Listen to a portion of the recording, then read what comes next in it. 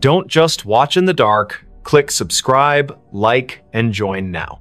Before we begin, tell me, where are you listening from and what time is it there? The secret without a name. The cold was biting, and the silence of Anchorage's streets at 2 a.m. felt unnatural. Amelia Mitchell pulled her coat tighter around herself as she hurried down a dimly lit sidewalk. The snow crunched under her boots, each step echoing in the stillness like an unwelcome intrusion. She shouldn't have been out here this late, but something about the call from Sophia Miller had made her stomach churn, a desperate voice pleading for help before the line went dead. Amelia's breath came out in visible puffs, quickening with every second that passed. Her gloved hands tightened around the strap of her bag as she turned onto Sophia's street. It was eerily empty, the kind of emptiness that didn't feel right even for a place buried deep in winter. Streetlights flickered above, casting long shadows on the snow-covered ground. The houses here were mostly dark, their windows staring blankly into the night, except for one, a faint light glowed behind closed curtains at the end of the block. That must be it, she thought, her heart pounding harder now. Sophia lived alone, always insisting she liked the quiet solitude of Anchorage winters. But tonight, there was no answer when Amelia knocked on the door. She tried again, louder this time, her knuckles rapping against the wood with urgency. "Sophia? Are you there?" Only silence greeted her, broken only by the distant hum of power lines swaying in the wind. She reached for her phone to call again, but just as her thumb hovered over the screen, she heard it a faint creak from inside the house. It wasn't enough to dismiss as settling wood, it carried weight, purpose. Amelia hesitated, then pressed her ear closer to the door. Another sound followed, softer but unmistakable, shuffling footsteps, moving away from where she stood. "Sophia?" she called again, her voice trembling. No response. Just the oppressive silence pressing back against her words. Then, without warning, the doorknob began to turn slowly. So slowly, it seemed deliberate.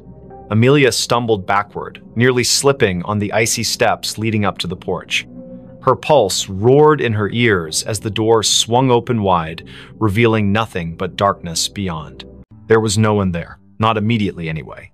But as Amelia forced herself to peer inside, she noticed something odd, a trail of wet footprints leading further into the house.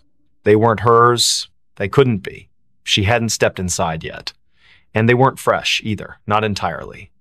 Some parts of the prints gleamed with melted snow, while others looked older, partially dried and smeared as if someone or something had walked through days ago but left traces that refused to fade. Against her better judgment, Amelia stepped inside. The warmth of the house hit her instantly, though it brought little comfort.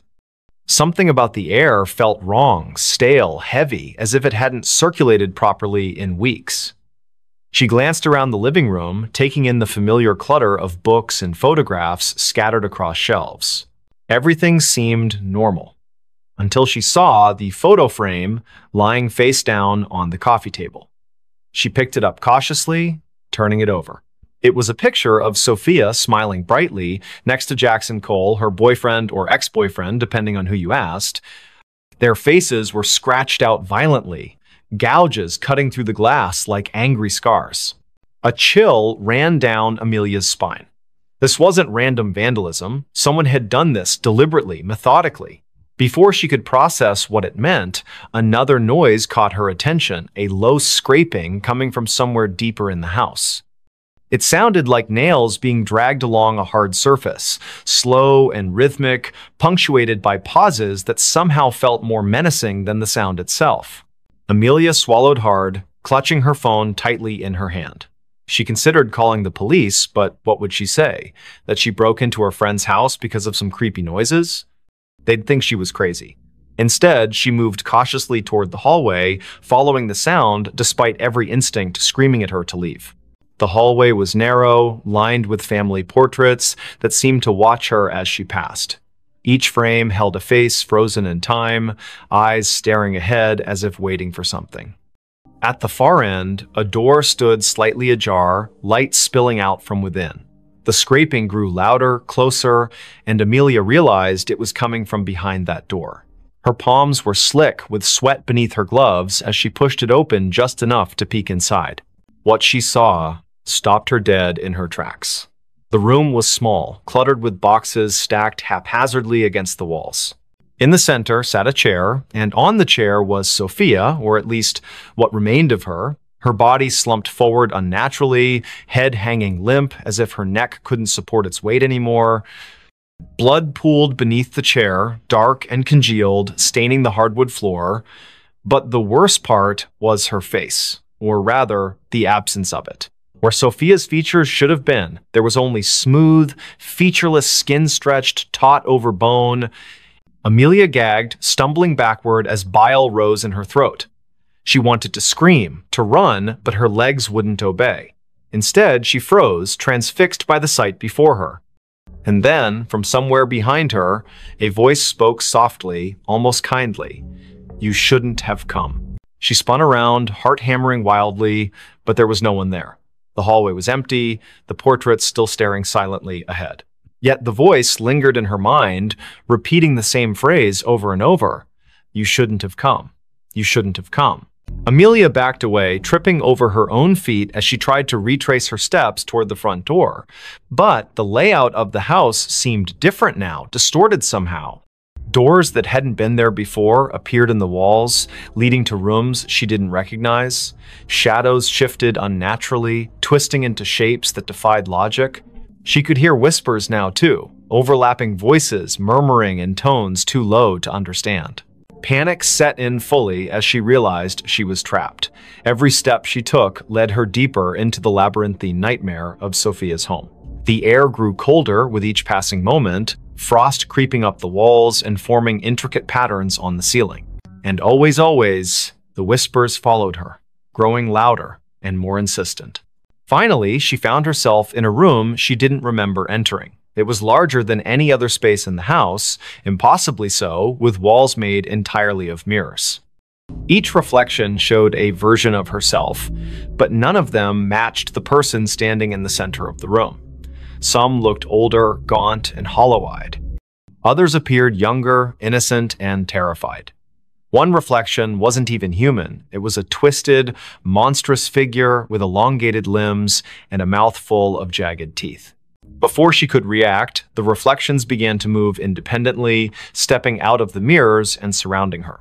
Their movements were jerky, unnatural, and they all spoke in unison, their voices blending into a single cacophony.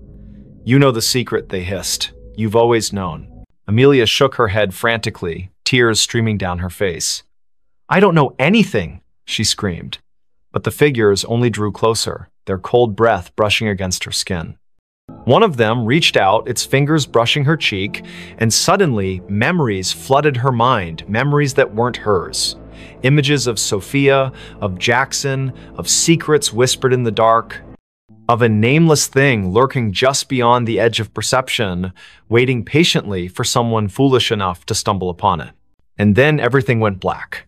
When Amelia woke, she was outside again, lying in the snow. The house was gone, replaced by an empty lot surrounded by trees. Her phone buzzed in her pocket, and she fumbled to retrieve it, hoping desperately for some explanation. There was a text message from an unknown number containing only 3 words: "Tell no one." She stared at the screen, her hands shaking uncontrollably. Somewhere in the distance, she heard laughter, soft, childlike, and utterly devoid of joy. The whisper that never opened. It was 3 in the morning when Lucas Bennett first heard the sound. A faint whisper carried by the icy wind that swept through the narrow streets of Los Angeles. The city was unusually quiet for a place that never slept, its usual hum of life replaced by an unsettling stillness. Frost clung to the palm trees lining the sidewalks, their leaves glistening under the dim streetlights. Lucas had been walking home from his late shift at the diner when he noticed it, the whispering that seemed to follow him wherever he went. He pulled his jacket tighter around himself, trying to shake off the chill that wasn't entirely from the cold. The whisper grew louder as he passed an alleyway between 2 old brick buildings. It sounded like words, but nothing coherent, just fragments of syllables that danced at the edge of understanding.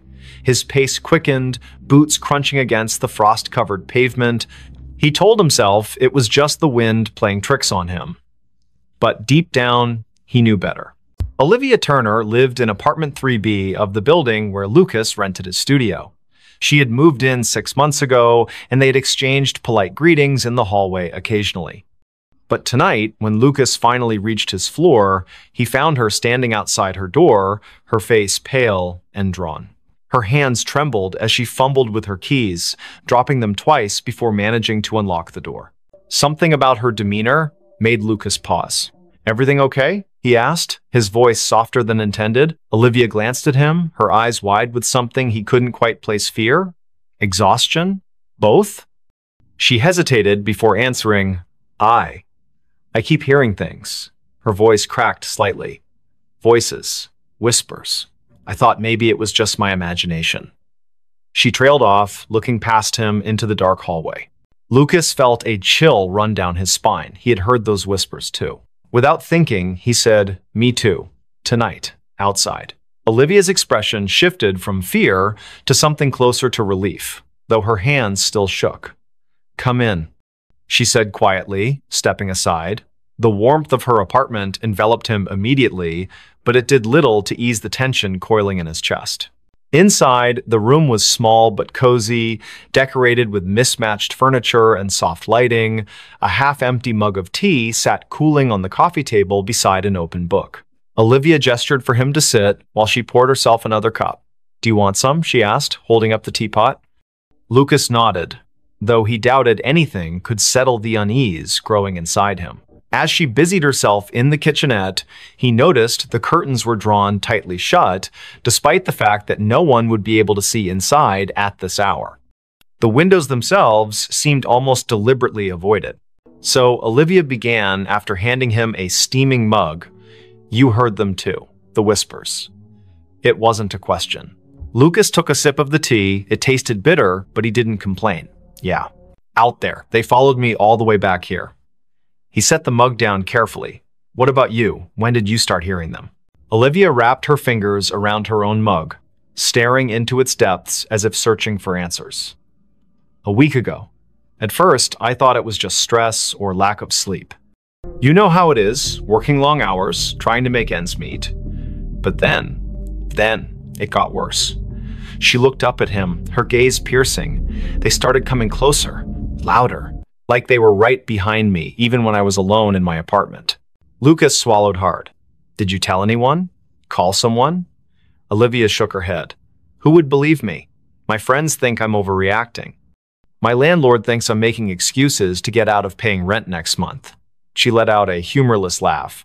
"And honestly, who can blame them? If I hadn't heard it myself tonight, I might not have believed me either." The silence that followed was heavy, broken only by the distant hum of traffic far below. Lucas glanced toward the window, where shadows flickered faintly against the drawn curtains. Was it his imagination, or did the air feel colder now? He turned back to Olivia. "There has to be an explanation. Maybe it's some kind of electrical interference, or, I don't know, plumbing noise?" Even as he said it, the words sounded hollow. Neither of them believed it. Olivia leaned forward, lowering her voice. "There's something else. Last night, I saw someone or something standing outside my window. Just a figure, barely visible through the frost. It didn't move, just stood there, watching." Her breath hitched. "When I went to check, there was no one there. No footprints, nothing. But the feeling, it stayed with me. Like I wasn't alone anymore." Lucas felt a knot tighten in his stomach. He wanted to dismiss her story as paranoia, but the memory of the whispers he'd heard earlier lingered vividly in his mind. "Have you tried leaving? Going somewhere else for a few days?" She shook her head again. "I can't afford to leave.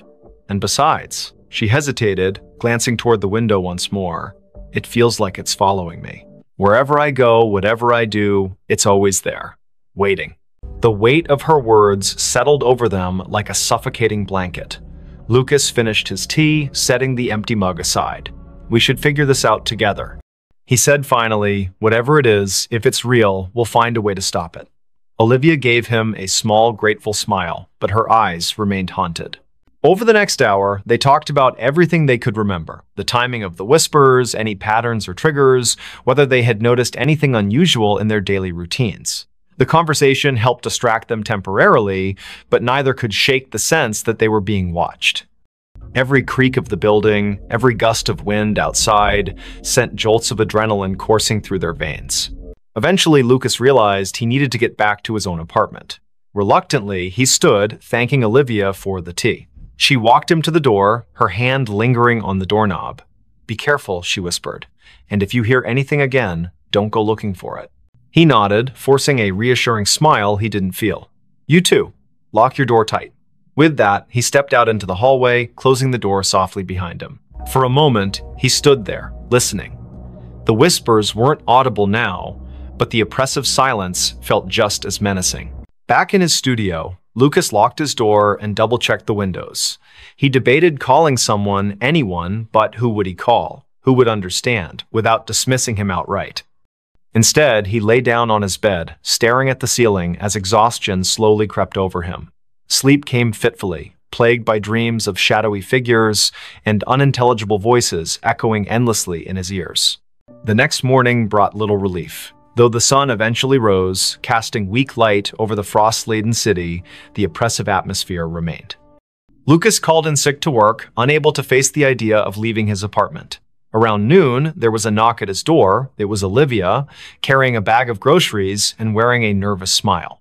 "I figured we could use some supplies," she said, stepping inside, "and maybe staying together will help." Lucas didn't argue.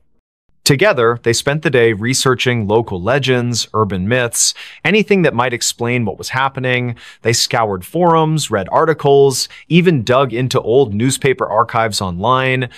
Most of it was nonsense ghost stories and conspiracy theories, but one thread caught their attention.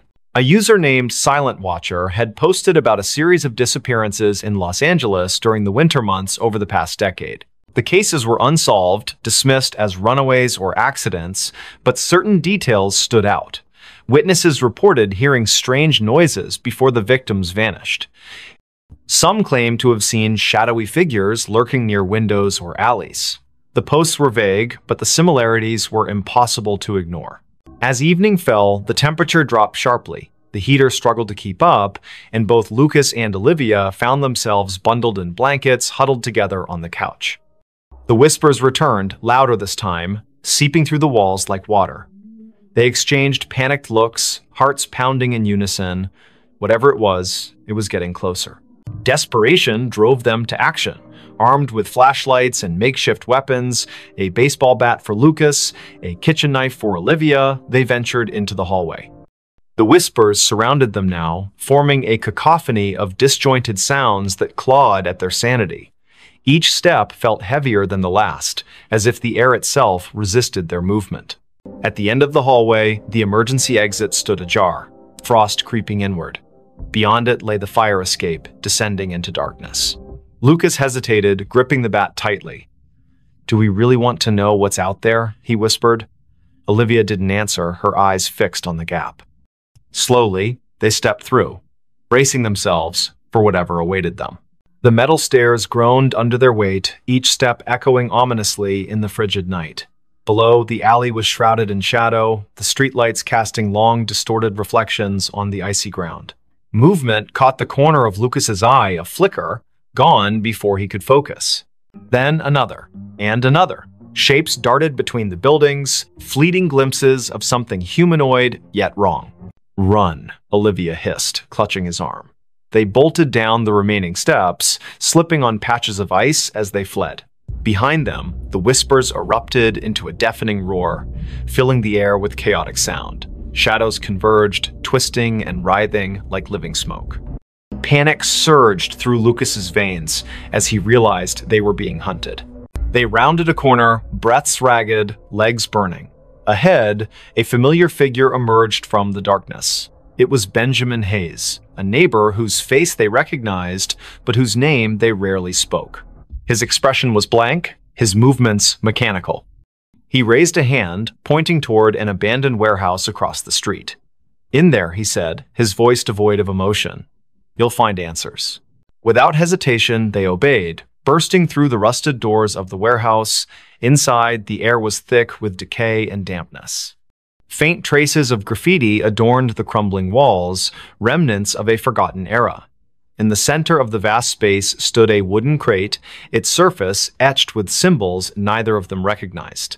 Above it hovered a swirling mass of darkness, pulsating rhythmically like a heartbeat. Olivia approached cautiously, her knife trembling in her grip. "What is this?" she murmured, reaching out. Lucas grabbed her wrist, pulling her back. "Don't touch it," he snapped. But it was too late. The moment her fingers brushed the crate, the world around them dissolved into chaos. Images flooded their minds, faces screaming silently, hands clawing at unseen barriers, voices pleading for release. The whispers coalesced into a single, thunderous command. Open me now." Lucas staggered backward, clutching his head as the vision overwhelmed him. Olivia collapsed to her knees, tears streaming down her face. "I can't," she choked out. "I can't stop it." The darkness expanded, consuming the warehouse, swallowing everything in its path. Somewhere in the distance, Benjamin's voice echoed faintly. "You shouldn't have come here." And then, silence. When Lucas opened his eyes, he was alone. The warehouse was gone, replaced by an endless void. Whispers surrounded him, louder than ever, pressing against his skull until he thought it might burst. He screamed, but no sound escaped. The last thing he saw before the darkness claimed him completely was the crate, floating impossibly in the emptiness, its lid inching open. Somewhere in Los Angeles, the sun rose again, frost melted from the trees, and life resumed its usual pace. But in apartment 3B, the curtains remained drawn and the whispers continued, waiting for their next listener. Don't just watch in the dark, click subscribe, like, and join now. Before we begin, tell me, where are you listening from and what time is it there? The Book That Called Me. The streets of Chicago were slick with rain, reflecting the dim orange glow of streetlights like shattered mirrors. It was 5 in the morning, and the city seemed to hold its breath under a heavy sky streaked with gray clouds. The storm had rolled in from Lake Michigan without warning, drenching everything in sight. Victoria Evans stood on the corner of Wabash Avenue, clutching her coat tighter around herself as she waited for the traffic light to change. She hated mornings like this, cold, wet, and eerily quiet, but her job at the library demanded punctuality. Victoria worked at Harold Washington Library Center, a towering structure that loomed over South State Street like some ancient sentinel. The building's glass facade shimmered faintly in the pre-dawn gloom, catching the occasional flash of lightning that lit up the horizon. As she approached the entrance, her shoes squelching against the wet pavement, she noticed something odd, a single book lying face down on the steps leading up to the main doors. Its cover was dark, almost black, and water pooled around it in tiny rivulets. No one else was around. The security guard, who usually manned the early shift, hadn't arrived yet. She hesitated for a moment before picking it up. The book felt heavier than it should have been, its pages damp but not entirely soaked through. There was no title on the spine or cover, just an embossed pattern of swirling lines that seemed to shift slightly when viewed from different angles. A shiver ran down her spine, though she couldn't say why. Maybe it was the way the book felt. Alive somehow, pulsing faintly in her hands. Still, curiosity got the better of her. She tucked it under her arm and pushed open the heavy glass door. Inside, the library was silent except for the faint hum of fluorescent lights overhead. Rows upon rows of shelves stretched out into shadowy corners, their contents neatly organized, yet somehow foreboding in the dim light. Victoria made her way to the circulation desk near the center of the atrium, setting the book down carefully, as if afraid it might bite. Her fingers lingered on the cover for a second longer than necessary before she pulled them away abruptly. Something about it unsettled her deeply, though she couldn't put her finger on what exactly it was. Her coworker, Daniel Harris, arrived shortly after, yawning loudly as he shuffled toward the desk. He was tall and lanky, with messy brown hair that stuck out in all directions despite his best efforts to tame it. "Morning, Vic," he muttered, glancing briefly at the book before shrugging. "What's this?" "I found it outside," Victoria replied, keeping her voice low so as not to disturb the stillness. "It doesn't have a title or anything." Daniel raised an eyebrow but didn't comment further. Instead, he reached out to touch the book, his hand hovering above it for a moment before making contact. His expression changed instantly from mild curiosity to outright alarm. "Whoa, this thing is freezing." Victoria nodded, though she hadn't thought much of the temperature earlier. Now that Daniel mentioned it, the air around the book did seem colder, almost unnaturally so. She watched as he flipped it open cautiously, revealing blank pages that looked yellowed with age despite being completely dry, or at least they appeared blank at first glance. When Daniel tilted the book slightly toward the light, faint words began to emerge, written in ink that shimmered like oil slicks. They weren't English or any language Victoria recognized, but the shapes twisted and writhed across the page as if trying to escape the confines of the paper. "This is messed up," Daniel whispered, snapping the book shut quickly. He glanced around nervously, as if expecting someone or something to appear from the shadows. "We should probably report this to management." But Victoria shook her head firmly. "Not yet. Let me look at it again." She wasn't sure why, but the book called to her in a way she couldn't explain. It wasn't just curiosity anymore, it was compulsion, a gnawing need to understand what lay within those shifting symbols. Reluctantly, Daniel handed it back to her, muttering something about coffee before disappearing into the staff lounge. Alone now, Victoria opened the book once more. This time, the sensation was stronger, the weight of unseen eyes watching her every move. The text seemed clearer too, forming jagged patterns that pulsed rhythmically, almost like a heartbeat. Without realizing it, she leaned closer, her nose nearly brushing the surface of the page. And then she heard it a whisper, soft and insidious, threading itself into her thoughts. It wasn't audible in the traditional sense, more like a memory surfacing unbidden. The voice spoke in fragments, disjointed phrases that coalesced into meaning only when she focused hard enough. "Find me," it said. "Free me." Startled, Victoria slammed the book shut, her heart pounding wildly in her chest. Had Daniel heard it? Was she imagining things?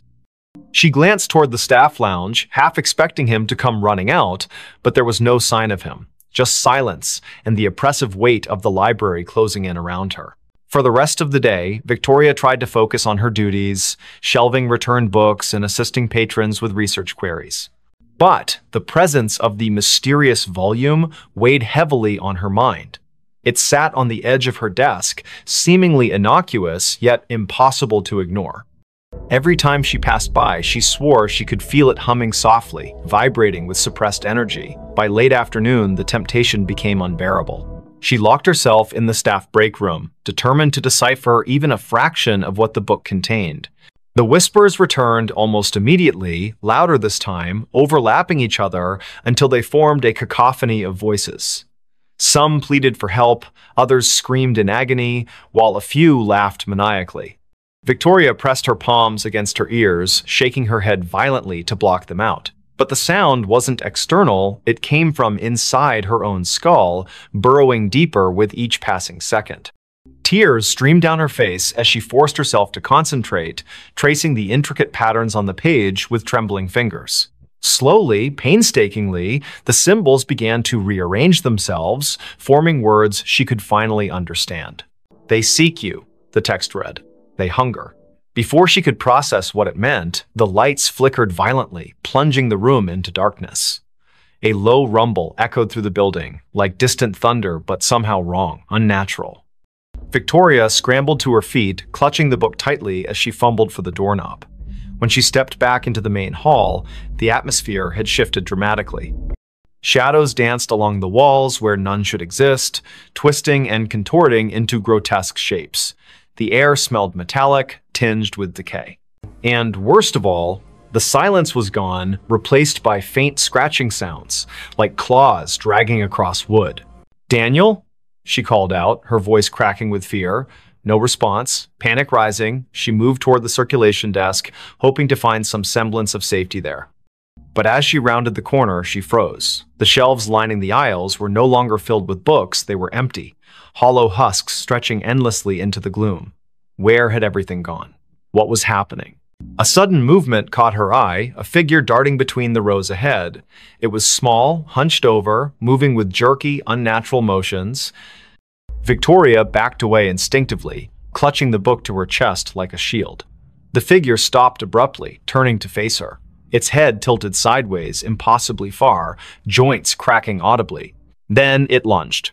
She screamed, stumbling backward as the creature skittered forward on all fours, its limbs elongated and spider-like. Its face, if it could be called that, was featureless save for a gaping maw lined with needle-sharp teeth. The thing moved faster than she thought possible, closing the distance between them in seconds. Just as it leapt toward her, Victoria threw the book at it in desperation. The impact sent it sprawling, screeching in pain as smoke rose from where the tome had struck its body. Seizing the opportunity, she bolted toward the exit. Outside, the rain had intensified, soaking her instantly as she sprinted down the steps. Thunder boomed overhead, drowning out the sound of her frantic footsteps. She didn't stop running until she reached her car, slamming the door shut behind her and locking it with shaking hands. Breathing heavily, she glanced at the passenger seat and froze. The book sat there, dripping wet, its cover cracked open slightly to reveal glowing symbols etched onto the inner pages. "No," she whispered, reaching out tentatively. "How did you?" The car rocked violently as something slammed into the roof, denting the metal inward. Another crash followed, then another, accompanied by guttural growls that reverberated through the vehicle. Victoria ducked low, covering her head as shards of glass rained down from the shattered windshield. Through the chaos, she saw the library in the distance, its windows pulsing with sickly green light. The book vibrated fiercely in her lap, urging her to return. Against her better judgment, she obeyed. Back inside, the scene had changed again. The aisles were intact now, stocked with books as if nothing had happened, yet the oppressive feeling lingered, thicker than ever. The whispers grew louder, converging into a single voice that spoke directly to her. "You cannot run," it hissed. "You are mine now." Victoria spun around, searching for the source, but found only emptiness. Until she saw him, the man standing at the end of the aisle, partially obscured by shadows. He wore a tattered suit, his skin pale and translucent, eyes sunken and hollow. In his skeletal hands, he held a copy of the same book she carried. "Michael Parker," he rasped, taking a step closer. "I've been waiting." And then the world dissolved into darkness. When Victoria awoke, hours later, she was seated at the circulation desk. The library was empty, bathed in the golden light of dawn filtering through the windows. For a moment, she thought it had all been a nightmare. But when she looked down, the book lay open before her, its pages filled with fresh writing. "They will come for you next." The room behind the wall. Rain poured relentlessly over Anchorage as Daniel Harris drove through the deserted streets of the city just before dawn. The windshield wipers struggled to keep up with the deluge, while his headlights barely pierced the darkness, reflecting off the slick asphalt where puddles grew larger by the minute. He had moved to Alaska 3 months ago, seeking a fresh start after his divorce, finding solace in the isolation and cold weather that matched his mood. His new job at the local library kept him busy during the day, but the nights were long and lonely in his rented apartment on the outskirts of town. Daniel gripped the steering wheel tighter as he turned onto his street, noticing something unusual about his building. The third-floor window of his apartment was illuminated, though he distinctly remembered turning off all the lights before leaving for his early morning drive. A chill ran down his spine that had nothing to do with the Alaskan spring air seeping through the car's vents. He parked and sat for a moment, watching the rain streak down his windshield while debating whether to call the police or investigate himself. The rational part of his mind told him it was probably just a blown fuse or faulty wiring, but something about the yellow glow emanating from behind the curtains felt wrong. As he stepped out of the car, the cold rain immediately soaked through his jacket, and he could feel the water pooling in his shoes. The street was eerily silent except for the sound of rain hitting every available surface. No other cars passed by, no neighbors peeked out their windows. It was as if the entire neighborhood had been abandoned except for him and whatever waited inside his apartment. Reaching his door, he hesitated before inserting the key. The lock turned smoothly, too smoothly, as if someone had recently oiled it. Pushing the door open slowly, he called out, "Hello?" though his voice barely rose above a whisper. The hallway light was on, which he definitely hadn't left that way. His heart pounded in his chest as he stepped inside, closing the door behind him with a soft click. The apartment seemed undisturbed at first glance. His coat still hung on the rack, his shoes remained neatly by the entrance, but something felt fundamentally different about the space. As he moved further into the living room, he noticed small details that sent warning signals through his mind. The books on his coffee table were slightly askew, not dramatically so, but enough to suggest they'd been handled recently. His laptop, which he always closed when leaving, was open and displaying the screensaver. More disturbingly, there was a faint smell in the air, something metallic and organic that made his stomach churn. It wasn't quite blood, but it carried the same primal warning that danger had been here, lingered, and might return at any moment. The bedroom door was ajar, and against his better judgment, Daniel pushed it open wider. Everything appeared normal until he noticed the closet door was slightly open, revealing a shadowy gap between the wall and the frame. He never left that door open, not since moving in. As he approached, he heard a soft creak from somewhere deep within the walls, like wood settling but with an unnatural rhythm. The sound repeated itself, growing louder and more insistent, then stopped abruptly. His breath caught in his throat as he realized the noise wasn't coming from the building's old structure, but rather from behind the wall itself. The next morning, Victoria Evans arrived at Daniel's apartment complex for their scheduled meeting. They had connected through a local support group for newcomers to Anchorage, bonding over their shared experiences of adjusting to life in Alaska. She stood outside his door, knocking repeatedly while checking her watch. The rain had lessened to a drizzle, but dark clouds still pressed heavily against the sky. When there was no answer after several minutes, she tried the door handle and found it unlocked. Inside, the apartment was deathly quiet, with an oppressive atmosphere that made her skin crawl despite the warmth of the heating system. Victoria called out Daniel's name as she entered, immediately noticing the same subtle signs of disturbance he had observed earlier. On the kitchen counter, she spotted his phone charger still plugged in, its cord coiled neatly, evidence that he hadn't planned to be gone long. In the living room, the books on the coffee table caught her attention. She recognized some of the titles. They were ones Daniel had mentioned reading recently, but now they seemed arranged in a pattern that suggested deliberate placement rather than casual browsing. Her unease grew as she noticed scuff marks on the carpet leading toward the bedroom. In the bedroom, Victoria's trained eye, honed from years working as a social worker, detected details others might miss. The closet door was indeed open, but what drew her attention was the baseboard along the far wall.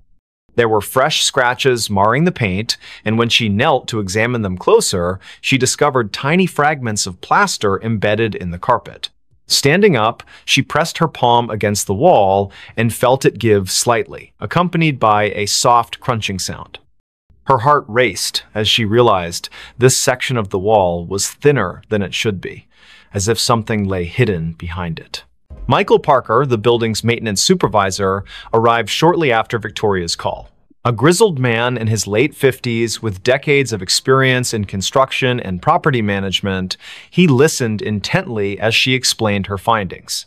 His expression grew increasingly grave as he examined the wall, running his fingers along the edges of the baseboard. Without saying a word, he fetched tools from his maintenance cart and began carefully removing sections of the wall paneling. The drywall came away easily, almost too easily, revealing a narrow cavity behind. What they discovered in the hidden space defied immediate comprehension. Packed tightly within the cavity were dozens of small objects wrapped in yellowed newspaper, each bundle tied with twine. The air that escaped as Michael opened the first package carried the same metallic smell Victoria had detected earlier. Inside was a collection of personal items, a child's necklace, a set of house keys, a driver's license belonging to someone named Sarah Mitchell. Each successive package contained similar artifacts, all meticulously preserved, but clearly taken from different individuals over many years. The realization hit them simultaneously. They had uncovered evidence of something far more sinister than either had imagined possible. The discovery triggered a chain reaction of events that consumed the lives of everyone involved. Local authorities descended upon the building, forcing residents to evacuate while forensic teams worked around the clock. Victoria found herself unable to leave, drawn back daily to witness the investigation unfold. She learned that the building had been constructed in the 1920s and had changed hands numerous times throughout its history. Previous tenants had reported strange occurrences, sounds behind walls, unexplained shadows, sudden temperature drops, but these complaints had always been dismissed as typical of older buildings. What no one had suspected was that someone had been using the building's hidden spaces as a repository for stolen memories. As detectives cataloged the items, patterns emerged that chilled even the most seasoned investigators. Many of the victims had disappeared without a trace, their cases eventually classified as cold files. Some had vanished decades ago, while others were more recent. The oldest item dated back to 1947, a silver locket containing a photograph of two young girls, while the newest was a smartphone manufactured only 3 years prior. The collection spanned generations, suggesting that whoever had been operating behind these walls had maintained their activities for nearly 75 years. The implications were staggering and raised questions about how such systematic predation could have gone unnoticed for so long. Daniel's disappearance added another layer of complexity to the case. Security footage from the building's lobby showed him returning home the previous night, but never leaving again. His car remained parked outside, and his personal belongings were still in the apartment. The only clue was a set of muddy footprints leading from his bedroom to the hidden cavity in the wall, prints that matched his shoe size exactly. Investigators theorized that he might have stumbled upon the collector in the act and become another victim, but without physical evidence, they couldn't confirm this theory. Victoria became obsessed with understanding the pattern behind the disappearances. She spent hours poring over police reports, cross-referencing dates and locations with historical weather data. A disturbing trend emerged. Nearly all the abductions had occurred during heavy rainstorms, particularly in spring when the days were shortest and visibility poorest. The timing suggested premeditation and intimate knowledge of both the building's layout and the routines of its occupants. Whoever had been collecting these artifacts understood human behavior well enough to predict when people would be most vulnerable. The building itself seemed to become more active as the investigation progressed. Residents who had lived there for years reported hearing strange noises at night, thumps and scrapes that echoed through the walls. The heating system developed inexplicable malfunctions, causing rooms to alternate between freezing and sweltering temperatures. Maintenance workers refused to enter certain areas alone, claiming they felt watched even when no one else was present. Most disturbingly, several people reported seeing fleeting shadows move across walls where no source of light could account for them. Forensic examination of the hidden cavity revealed additional horrors. Deep gouges marred the wooden framework, and analysis showed traces of human tissue embedded in the splinters. Blood spatter patterns suggested violent struggles had taken place within the confined space, though the lack of bodies complicated efforts to reconstruct specific events. The collector had apparently used the cavity as both storage and execution chamber, creating a macabre shrine to their crimes. Experts noted that the care taken in preserving each artifact spoke to a deep psychological pathology, possibly rooted in trauma or obsession. Detectives identified a potential suspect through painstaking research into the building's ownership history. A man named Edgar Thompson had purchased the property in 1946 and managed it until his death in 1982. Records showed he had lived in the very apartment where Daniel had resided, and multiple former tenants recalled rumors about strange noises emanating from his unit. However, Thompson's involvement raised more questions than answers, given that items continued to appear in the cavity long after his passing. This suggested either complicity from subsequent owners or that someone else had taken up his dark legacy. Victoria's investigation took a personal turn when she discovered her own grandmother's name among the list of missing persons. Margaret Evans had vanished in 1963 while visiting Anchorage, leaving behind only a hotel receipt and unanswered questions. The revelation shook Victoria to her core, transforming her professional interest into something far more visceral. She found herself spending nights in the vacant building, sitting in the empty apartment, and listening to the walls breathe with secrets that refused to remain buried. Spring gave way to summer, but the rain continued to fall in Anchorage as if nature itself mourned the atrocities uncovered in the old building. The investigation expanded beyond municipal boundaries as connections emerged between missing persons cases across Alaska. Detectives identified a network of similar hidden spaces in other buildings throughout the state, each containing its own collection of stolen lives. The scale of the operation suggested coordination among multiple individuals, raising the possibility that what had begun as one man's obsession had evolved into something far more organized and dangerous. One night, while Victoria sat alone in the apartment, she heard a sound that froze her blood.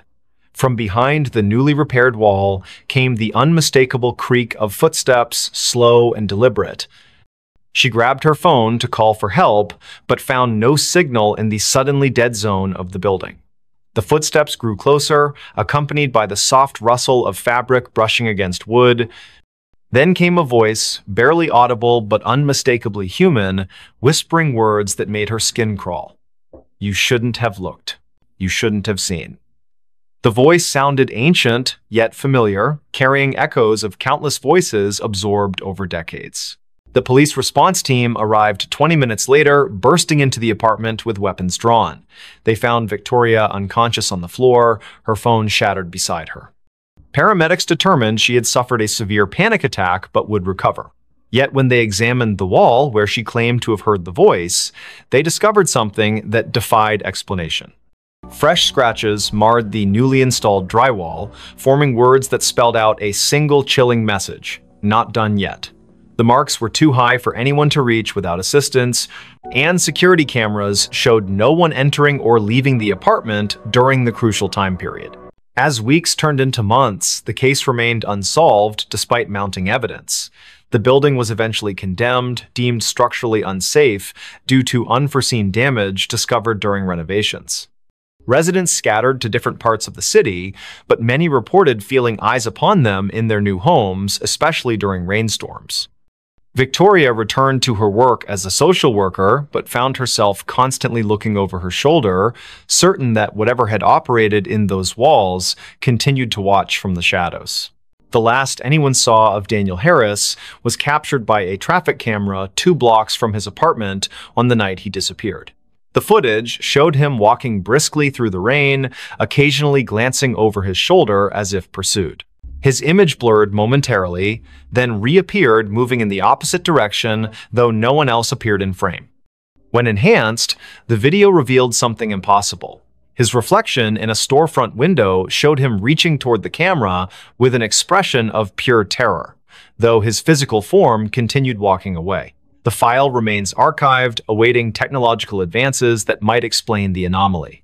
Today, the building stands empty on the outskirts of Anchorage, its windows boarded up and its doors sealed with official notices. During heavy rains, passers-by claim to hear faint whispers emanating from within, voices overlapping in desperate pleas for help. Local authorities maintain regular patrols of the area, though officers assigned to these duties often request transfers after short periods. The case files remain open, gathering dust in secure archives while waiting for new leads that may never come. And somewhere, in the spaces between walls and beneath floorboards, the collection continues to grow. Don't just watch in the dark, click subscribe, like, and join now. Before we begin, tell me, where are you listening from and what time is it there? The customer who never left the store. The cicadas were louder than usual that summer night in Charleston, their rhythmic buzzing weaving through the thick humidity that clung to every surface.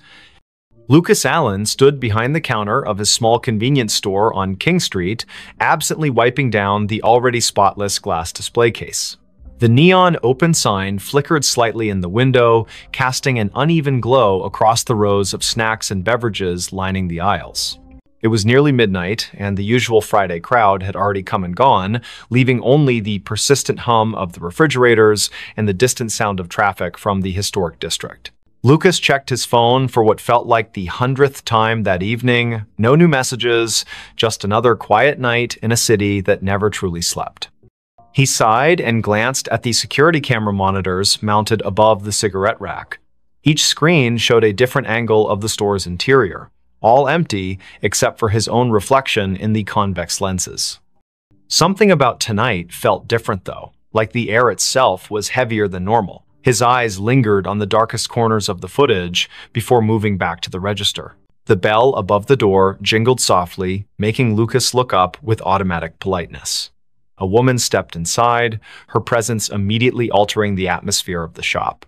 She wore a long coat that seemed inappropriate for the sweltering July heat, its dark fabric hanging loosely around her thin frame. Her face was partially obscured by stringy blonde hair that caught the fluorescent light in strange ways, as if it didn't quite belong there. Lucas noticed how her shoes made no sound against the tiled floor. "Can I help you find something?" he asked, his voice carrying just a touch of professional warmth. The woman didn't respond right away. Instead, she moved slowly toward the back of the store, her head tilted at an unnatural angle as she examined the shelves. Lucas watched her reflection in the glass refrigerator doors. Something about her movements seemed off, almost mechanical.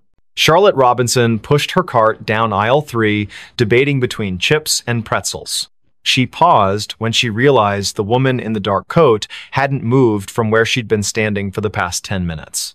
The stranger was now facing the wall, one hand resting on the metal shelving unit. Charlotte cleared her throat softly as she passed, but the woman didn't acknowledge her presence. There was something unsettling about the way her fingers curled around the edge of the shelf, knuckles white against the dull metal. Lucas finished counting the drawer for the 3rd time, the numbers blurring together in his mind. The woman still hadn't approached the register. He could see her in his peripheral vision, standing in the same spot near the snack aisle. Occasionally, he'd hear the soft rustle of her coat, though he couldn't be sure if she was actually moving anything from the shelves. The store's lights seemed dimmer than usual, casting long shadows across the floor. When he looked directly at her, she appeared perfectly normal, just another customer browsing late at night. But whenever his attention shifted elsewhere, he could feel her watching him. Amelia Mitchell entered the store 20 minutes later, her nurse's scrubs still damp from walking through the humid night air. She needed headache medicine after her double shift at Roper Street Francis Hospital. The first thing she noticed was the temperature. It felt several degrees colder inside than it should have been.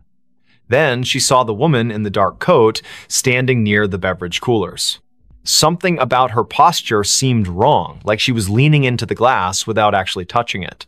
Amelia grabbed her medicine quickly, avoiding eye contact as she approached the register. The transaction took longer than necessary.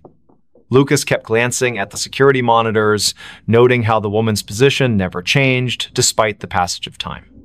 On the cameras, she appeared as a dark smudge against the bright colors of the snack aisle, her features indistinct even in high definition. When he finally looked up from the register, Amelia was already gone, leaving behind only the faint scent of hospital-grade soap. The cicadas outside seemed louder now, their song almost frantic against the glass windows. Charlotte decided she needed to leave. The woman had started humming softly, a tune that sent shivers down her spine, though she couldn't place why. As she approached the register, she noticed something peculiar. The floor tiles beneath the woman's feet looked newer than the rest, as if they'd been recently replaced. The grout lines were cleaner, the pattern slightly misaligned with the surrounding area. Lucas rang up her purchase without speaking, his hands trembling slightly as he handled the cash. Neither of them acknowledged the figure still standing silently among the snacks. The clock ticked past midnight. Lucas began his closing routine, straightening displays and checking expiration dates. The woman remained in her spot, seemingly unaware of the store's operating hours. When he finally mustered the courage to approach her, she turned toward him with a smile that didn't reach her eyes. "I'll be leaving soon," she said, her voice carrying an odd echo despite the carpeted floor. Lucas nodded and returned to the register, though his heart pounded in his chest. Something about her statement felt more like a warning than an assurance. Amelia couldn't shake the feeling that she'd seen the woman before. During her walk home, fragments of memory surfaced. A patient years ago who had died in room 312, her body found cold and alone after the night staff failed to check on her. The details matched too perfectly. The dark coat, the stringy blonde hair, the way she stood so still, it was easy to forget she was there. Amelia quickened her pace, the streetlights casting long shadows that seemed to stretch toward her from every direction. Back at the store, Lucas prepared to lock up. The woman was still there, now examining the lottery tickets with unnatural focus.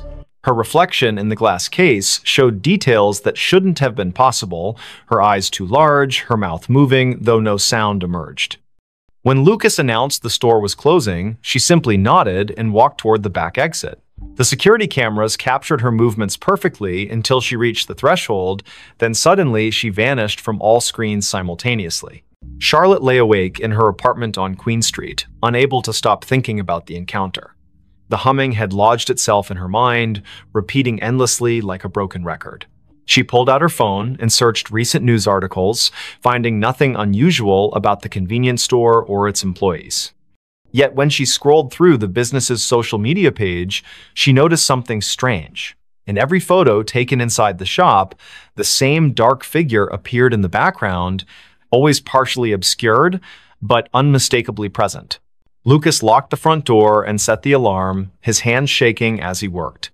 The back exit showed no signs of forced entry or recent use. The woman's absence felt heavier than her presence had been. As he walked to his car, he couldn't shake the sensation of being watched. The parking lot lights buzzed faintly overhead, attracting clouds of insects that cast dancing shadows across the asphalt. When he glanced back at the store windows, he saw her standing exactly where he'd left her, staring out with an expression he couldn't read. Amelia called in sick the next day, unable to face the memories flooding back with each passing hour. She researched the store's history, discovering it had been built on the site of an old boarding house that burned down decades ago. Records mentioned a woman who had disappeared during the fire, her body never found among the charred remains. The description matched the figure from the store perfectly, right down to the humming that witnesses claimed they could still hear on quiet nights. The following evening, Lucas arrived for his shift to find everything exactly as he'd left it. The security footage showed 14 hours of empty aisles and silent registers. Yet, when he reviewed the previous night's recording, there she was again, appearing in the snack aisle as if she'd never left, moving with purpose toward the back of the store. The timestamp confirmed she'd been there the entire time, invisible to everyone except through the unblinking eyes of the cameras. Charlotte couldn't stay away. Something compelled her to return to the store, to confront the mystery that had taken root in her thoughts. When she entered that night, the air felt colder than before, and the humming was louder, vibrating through her bones like a tuning fork. The woman stood in the same spot, surrounded by products that seemed to decay faster than they should. Their expiration dates read months in the future, yet their packaging was faded and brittle, as if time itself bent around her presence. Lucas began documenting everything. He kept detailed notes about each encounter, noting patterns in her behavior and appearance. The woman never spoke unless directly addressed, and even then, her responses were cryptic and often nonsensical. Yet, she seemed to know intimate details about each person who interacted with her, childhood memories Charlotte had forgotten, medical cases Amelia thought she'd kept confidential, personal struggles Lucas had never shared with anyone. The knowledge hung in the air like a threat, preventing them from seeking help. The city continued its usual rhythm around them, oblivious to the supernatural phenomenon unfolding on King Street. Tourists snapped photos of the historic district, capturing streaks of darkness in their pictures that they dismissed as lens flares. Locals complained about power fluctuations in the area, their clocks running minutes fast or slow without explanation. The cicadas grew louder with each passing night, their song taking on an almost musical quality that matched the woman's haunting melody. Amelia discovered other victims during her research, people who had encountered similar figures in different locations throughout Charleston's history. Each story followed the same pattern. A mysterious woman appearing in places of commerce, lingering beyond reason, collecting pieces of people's lives until they became trapped in her orbit. Some claimed she was searching for something specific, others believed she fed on human connection. All agreed that once she marked you, there was no escaping her influence.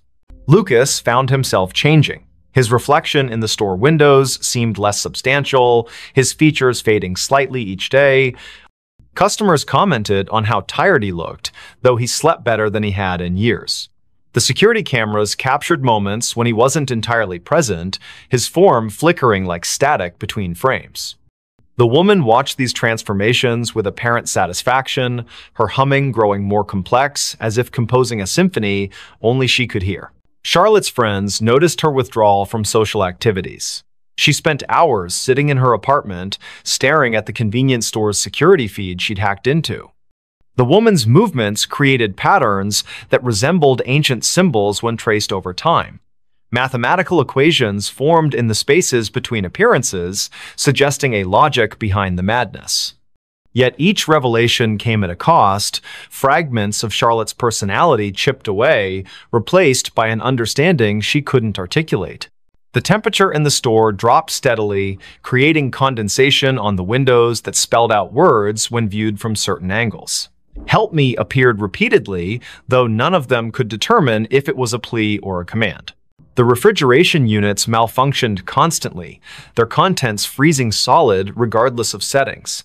Products aged rapidly on the shelves, some turning to dust within hours of stocking. Time itself seemed to warp around the woman, bending reality to accommodate her presence. Amelia's dreams became vivid and disturbing. She found herself wandering through endless aisles of forgotten stores, each one containing the same dark figure waiting patiently. The humming followed her into consciousness, becoming a constant companion that drowned out other sounds. Her colleagues at the hospital remarked on her improved intuition regarding patient care, though they couldn't explain how she knew things she shouldn't.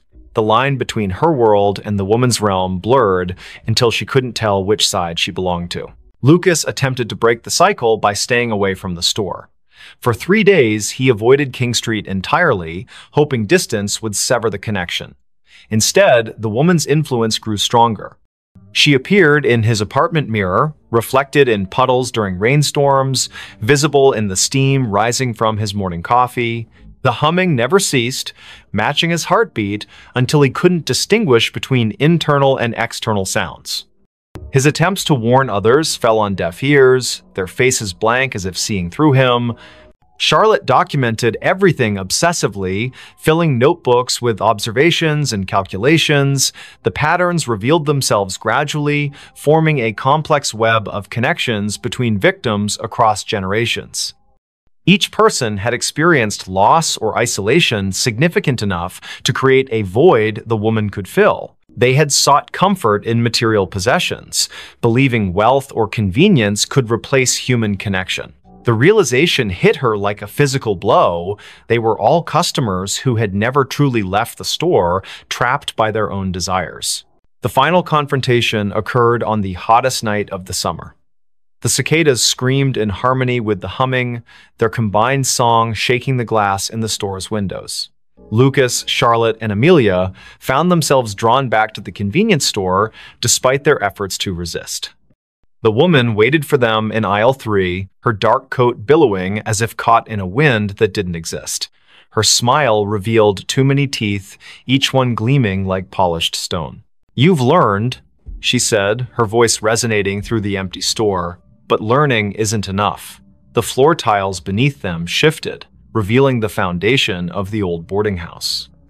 Charred wood and ash filled the space where modern construction should have been. The security cameras captured everything perfectly, broadcasting their final moments to empty monitors throughout the building. One by one, they stepped forward, unable to resist the pull any longer. The store remained open for business the next day. New employees arrived, unaware of the previous staff. Customers browsed the aisles, selecting items they didn't need but couldn't refuse. In the security footage, dark figures moved among the shelves, their forms becoming clearer with each passing night. The humming continued, growing louder with each new victim drawn into its melody. And in aisle 3, the woman waited patiently, collecting souls who had forgotten what it meant to truly leave. The room that breathed. Boston stirred under the weight of another spring morning, the air thick with a peculiar warmth that seemed misplaced for the season. Daniel Harris stood on the cracked sidewalk outside number 17 Marlborough Street, his fingers tracing the edge of an old brass key in his pocket. The building before him loomed like a forgotten sentinel, its red brick facade darkened by decades of Boston winters and neglect. Across the street, Victoria Evans leaned against her parked car, arms crossed tightly across her chest as she watched Daniel approach the entrance. The neighborhood was waking up slowly, curtains twitching in nearby windows as residents observed the newcomers. Michael Parker emerged from the alley beside the building, his camera slung around his neck, capturing the uneven angles of the structure with professional precision. "This place gives me the creeps," he muttered, though his lens stayed trained on the upper floors, where shadows seemed to move independently of the rising Sunday. Daniel's footsteps echoed hollowly as he climbed the worn stone steps to the front door. The wood beneath his feet felt spongy, yielding slightly with each step. He paused at the threshold, glancing back at his companions. Victoria gave him a tight smile while Michael adjusted his camera settings, seemingly oblivious to the faint scraping sound coming from somewhere deep within the building.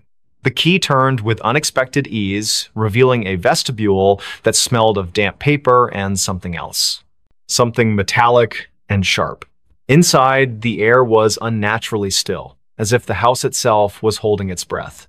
Dust motes hung suspended in shafts of weak morning light that filtered through grimy windows. To their left, a staircase spiraled upward into darkness, its banister wrapped in layers of peeling paint.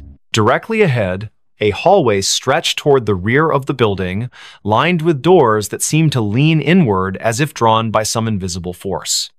The wallpaper, once elegant, now peeled away in long strips that curled toward the floor like dead leaves. Victoria's heels clicked against the hardwood as she moved to examine a series of framed photographs hanging crookedly on the wall. Her fingers hovered above the glass but didn't touch. "These pictures," she began, her voice dropping to a whisper. In each frame, people stood stiffly posed, their eyes fixed on something just beyond the camera's view. What disturbed them most was the background. Through windows behind the subjects, they could see the same room appearing in every photograph, its details shifting subtly but unmistakably present in each era depicted. Michael joined her, his camera clicking softly as he documented the unsettling gallery. "That's impossible," he said, pointing to one particular image. "Look at the dress styles. These photos span nearly a century, but that room." His voice trailed off as he noticed something moving in the corner of the frame. When he looked up, the hallway appeared empty, yet the sensation of being watched pressed heavily against his skin. The temperature dropped suddenly, causing their breath to mist in the air. From somewhere above came the distinct sound of footsteps, slow and deliberate, pacing back and forth across the ceiling. Daniel called out, his voice echoing unnaturally loud in the confined space. The footsteps stopped immediately, followed by complete silence that seemed to vibrate through the very walls. Then came a new sound, a soft, rhythmic creaking like the gentle expansion and contraction of old wood. But this wasn't coming from the structure itself. It was emanating from the room at the end of the hall, pulsing with a life of its own. Daniel took the first step toward the source of the sound, his palm slick against the railing of the staircase. The wooden steps groaned beneath his weight, each complaint sounding louder than the last. Halfway up, he paused, certain he'd heard whispered words trailing after him like cobwebs brushing against his ears. Victoria followed close behind, her hand occasionally reaching out to steady herself against the wall, only to pull back sharply each time her fingers made contact. The wallpaper felt warm to the touch, almost feverish, and when she looked closely, she thought she saw veins of black mold spreading outward from each point of contact. At the top landing, they found themselves facing 3 doors, each painted a different shade of gray that seemed to shift depending on how long you stared. The middle door stood slightly ajar, swaying gently, despite the absence of any breeze. Through the gap, they could see movement, not human movement, but something more akin to shadows stretching and retreating across the far wall. Michael raised his camera, framing the scene through the viewfinder, but what he saw through the lens made his hands tremble. The room appeared larger through the camera, its dimensions distorted in ways that defied logic. "Did you hear that?" Victoria's voice cracked as she spoke. They all froze, listening to the sound of breathing, deep, measured inhalations that filled the corridor like waves crashing against a distant shore. The sound wasn't coming from them. It was too synchronized, too deliberate. Daniel reached for the doorknob, his fingers brushing against metal that felt impossibly cold. As his hand closed around it, the breathing hitched, then resumed with greater intensity. The door opened with a reluctant creak, revealing a space that seemed to swallow the available light rather than reflect it. Inside, the air was dense and humid, carrying the scent of earth after rain mixed with something sour and metallic. The walls were covered in what appeared to be ancient wallpaper, but upon closer inspection, they realized it was actually layers of dried, yellowed paper stacked directly onto the plaster. Pages upon pages of handwritten text, fragments of letters and drawings pressed together like geological strata. Some sections seemed to ripple when touched, as if the surface retained some vestige of life. In the center of the room stood an antique writing desk, its surface stained with ink blots that had long since dried black. Victoria approached the desk cautiously, her attention drawn to a leather-bound journal resting open at its center. The handwriting inside was spidery and erratic, the ink varying in color from fresh black to faded brown. As she read the first few lines, her reflection in the window behind the desk caught her eye. She froze, watching as her mirrored self continued reading even after she had lowered the book. The reflection smiled at her, then mouthed words that didn't match her own movements. When she turned to look back at the actual room, she found Daniel staring at her with wide eyes, his lips moving soundlessly. Michael remained in the doorway, his camera trained on the scene unfolding before him. Through the viewfinder, he watched as the room's dimensions shifted imperceptibly, walls bowing inward, then snapping back like living tissue. The floorboards beneath his feet pulsed gently, maintaining the same rhythm as the breathing they had heard earlier. He noticed something new. Symbols carved into the baseboards, their shapes disturbingly familiar. They matched the patterns he had seen in the photographs downstairs, though here they seemed more pronounced, almost angry in their execution. The room grew darker despite the approaching noonday sunday. Shadows lengthened unnaturally, pooling in corners and creating shapes that suggested movement just beyond perception. A soft scratching sound began behind the walls, like fingernails dragged lightly across wood. It started in one corner, then traveled methodically around the perimeter of the room, gaining speed and intensity with each circuit. The breathing deepened, becoming labored, until it sounded like someone struggling for air. Yet no living person occupied the space with them. Daniel moved toward the far wall, drawn by an inexplicable force.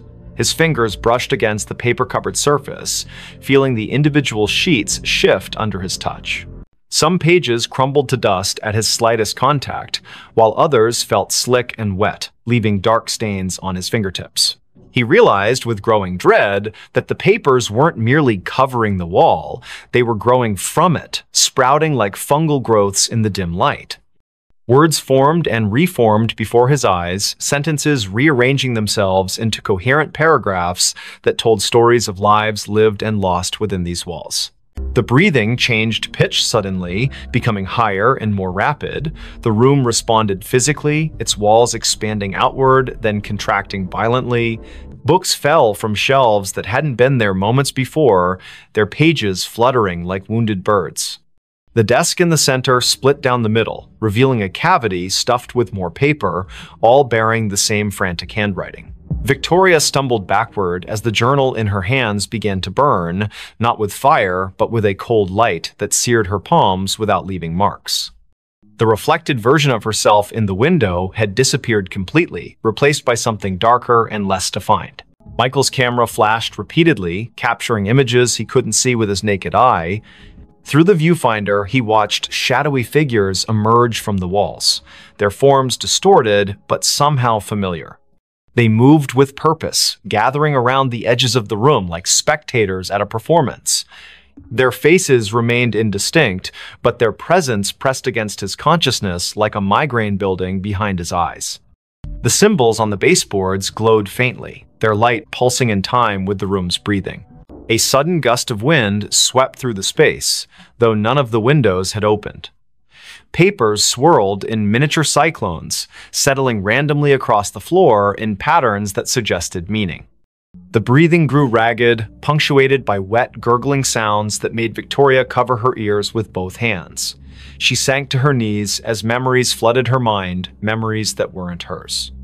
Faces of strangers flashed before her eyes, each accompanied by a surge of emotion so intense it brought tears streaming down her face. Pain, loss, despair, each sensation more vivid than anything she had experienced in her own life. Daniel found himself drawn to the farthest corner of the room, where the wall seemed to pulse more noticeably than the others. His hands moved of their own accord, tearing at the layers of paper until he exposed bare wood underneath. Carved deeply into the surface were names, hundreds of them, overlapping and intertwining like roots. Some he recognized from the photographs downstairs, others were unfamiliar but carried the same weight of tragedy. As he traced his fingers over the names, he felt them respond, the wood warming beneath his touch and the letters seeming to rearrange themselves into new configurations. The room's breathing became erratic, gasping now as if fighting for survival. The walls contracted violently, forcing everyone toward the center. Papers flapped like trapped birds, their whispers building into a cacophony of voices speaking in languages none of them understood.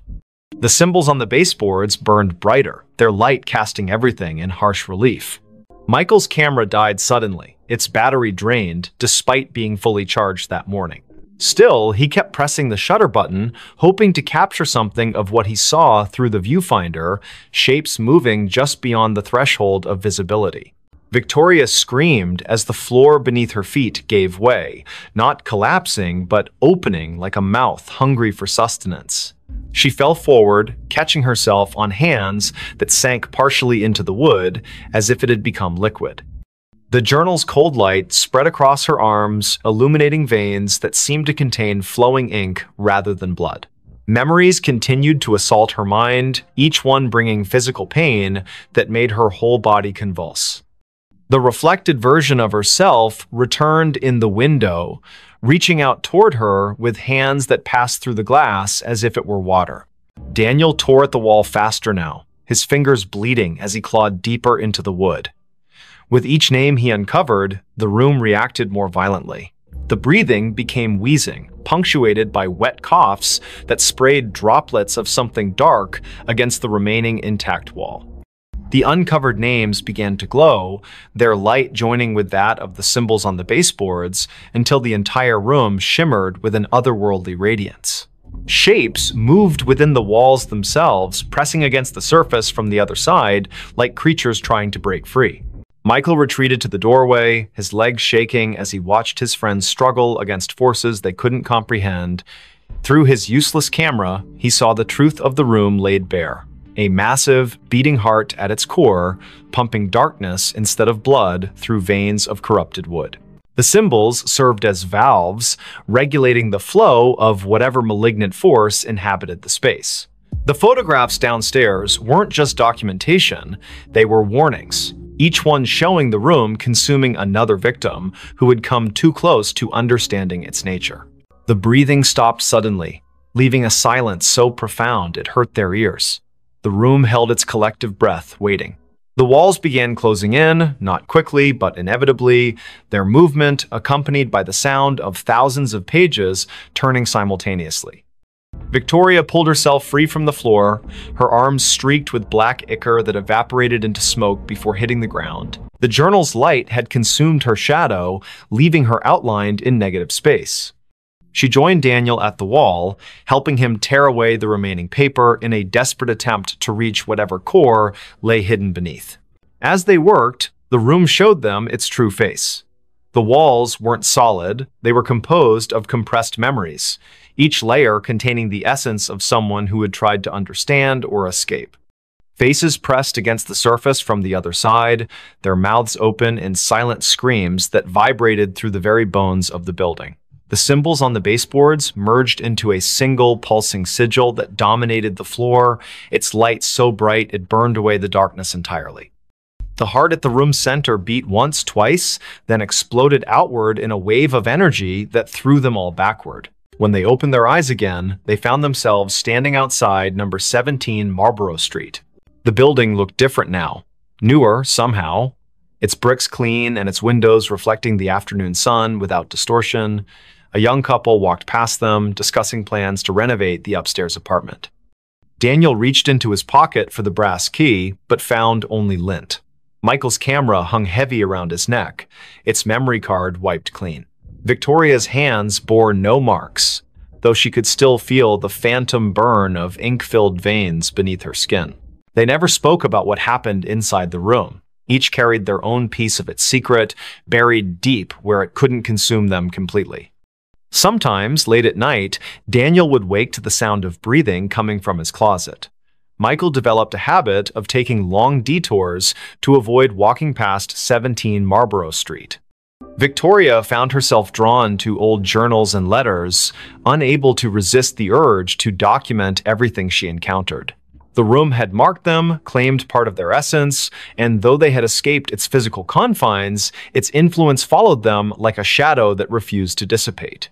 Weeks later, during another unseasonably warm spring morning, a new set of tenants moved into the building. They marveled at how well-preserved the old place was, how the upstairs apartment seemed to breathe with a life of its own. In the main bedroom, they discovered an antique writing desk with a leather-bound journal resting open at its center. The first tenant to touch it felt a surge of inspiration so powerful it brought tears to her eyes. She began writing immediately, her pen moving across the page with a will that wasn't entirely her own. Outside, the wind picked up, carrying with it the faint sound of pages turning and the gentle, measured breathing of something that had waited patiently for new voices to add to its collection. Don't just watch in the dark. Click subscribe, like, and join now. Before we begin, tell me, where are you listening from and what time is it there? The whisper that breathed. A summer storm brewed over Boston, its dark clouds casting long shadows across the narrow streets of Beacon Hill. The air was thick with humidity, and the faint scent of rain mingled with the salty breeze from the nearby harbor. At precisely 5 in the afternoon, when the sun should have still been high, an unnatural twilight descended upon the city. Andrew Scott hurried down Pinckney Street, his leather satchel slapping against his side with each quickened step. The first rumble of thunder echoed in the distance, vibrating through the cobblestones beneath his worn loafers. He had taken this route home 1,000 times before, but today something felt different. The usual sounds of the neighborhood, children playing, dogs barking, the occasional car engine, were strangely muted. Only the wind seemed alive, whispering through the ancient trees that lined the street, whispering in a way that made Andrew's skin prickle. He glanced at the old Victorian house at number 17, its windows dark and unwelcoming despite the early hour. The for sale sign in the yard swayed gently, though he couldn't feel any breeze on his face. Madison Rivera stood at her kitchen window on Mount Vernon Street, staring out at the gathering storm. Her teacup trembled slightly in her hand as she watched the clouds churn above the gold dome of the State House. She had lived in this neighborhood her entire life, but never had she seen such an ominous sky this early in the evening. The antique clock on her wall ticked loudly in the silence, each second stretching longer than it should. Something about the atmosphere felt wrong, like the world was holding its breath, waiting for something to happen. In the South End, James Cooper sat alone in his apartment on Tremont Street, absently flipping through old photographs. The lightning flashed outside, illuminating his collection of vintage cameras displayed on the shelves. His fingers paused on a particular picture, a group of friends gathered at Boston Common, smiling faces frozen in time. But as another bolt of lightning illuminated the room, he could have sworn one of the faces in the photograph moved, just for a moment. Just enough to make his heart skip a beat. The frame fell from his hands, shattering on the hardwood floor. Andrew found himself drawn to the old cemetery at the top of Copp's Hill. The wrought iron gates creaked open before him, though he was certain he hadn't touched them. The gravestones stood like silent sentinels, their weathered inscriptions barely visible in the dim light. As he walked between the rows, the whispers grew louder, more distinct. They weren't words exactly, more like fragments of memories or thoughts that didn't belong to him.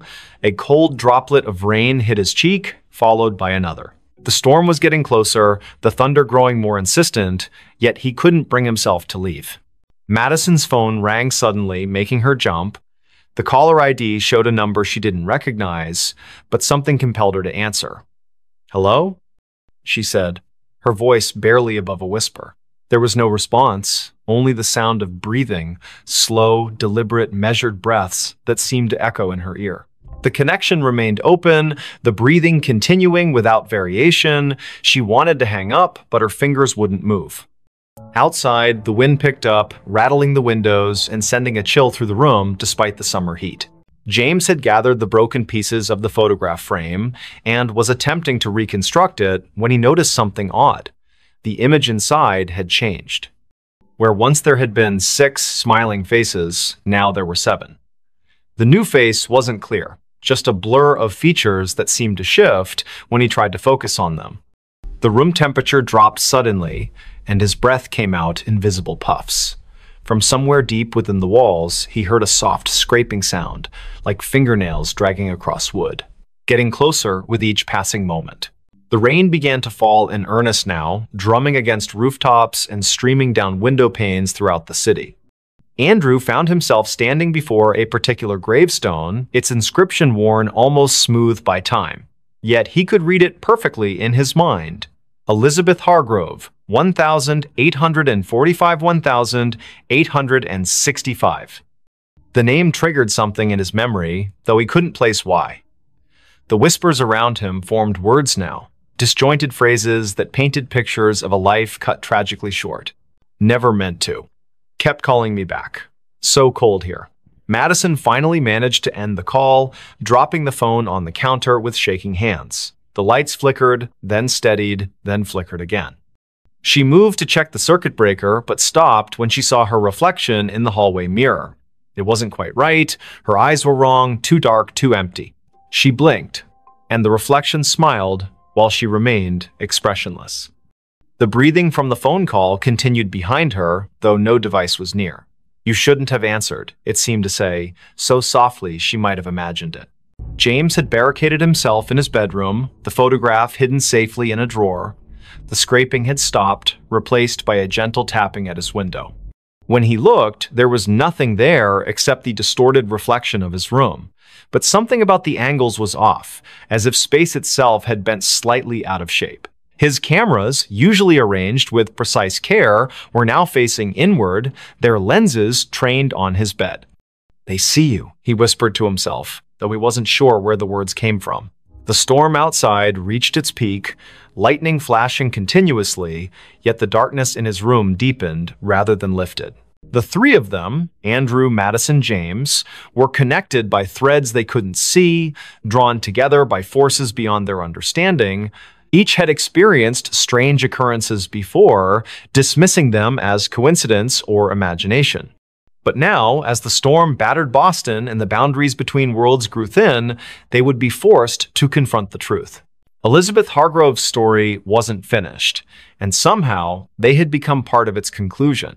Andrew traced his fingers along the edge of the gravestone, feeling the rough stone bite into his skin.